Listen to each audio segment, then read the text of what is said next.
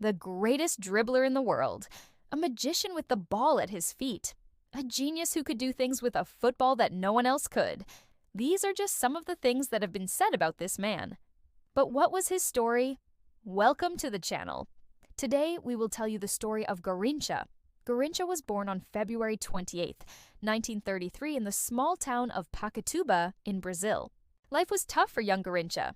His father died when he was just 6 months old, and his mother had to work long hours as a domestic servant to make ends meet. Young Garrincha and his 2 brothers would often go hungry. To make matters worse, Garrincha was born with a club foot, which made it difficult for him to walk. But Garrincha was a fighter. He refused to let his disability define him. He would spend hours practicing football with a group of friends, and they would take turns being the goalkeeper.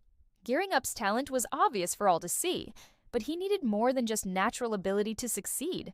He needed discipline, dedication, and hard work. And that's exactly what he got from his coach at the local football club, Paulo de Lima Filho. Coach Paul was a former professional player himself, and he saw the potential in young Garrincha. He worked with Garrincha for hours every day, helping him to improve his technique and hone his skills. Under Paul's guidance, Garrincha became one of the best players in the state of Parana. In 1953, a scout from the Brazilian club Santos FC spotted Garrincha playing for his local team and immediately offered him a contract. This was Garrincha's big chance, but he was far from the finished product. In fact, when he first arrived at Santos, the team's manager, Lázaro Scanran, was not impressed. He thought that Garrincha was too small and too slow to play for his team. But Garrincha was determined to prove everyone wrong. He worked tirelessly to improve his game, and soon enough, he was given a chance to shine. On April 1954, Garrincha made his debut for Santos FC in a match against Corinthians.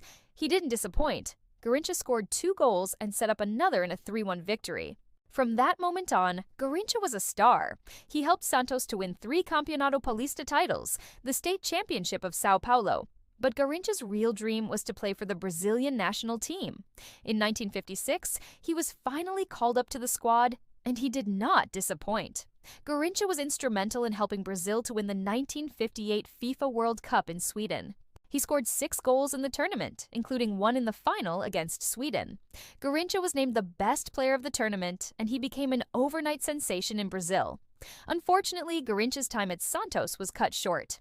In 1965, he was transferred to Flamengo, another Brazilian club. Garrincha continued to play for Flamengo until 1971, but he never quite reached the heights he had achieved with Santos. In 1972, he retired from professional football.